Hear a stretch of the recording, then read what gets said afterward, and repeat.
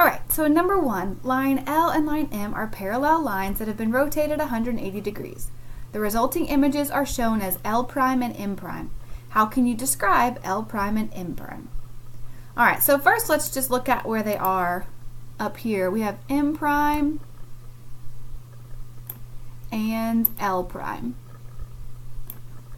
And even if you know nothing about what happens at a 180 degree rotation, you should be able to look at these pictures and pick out the answer.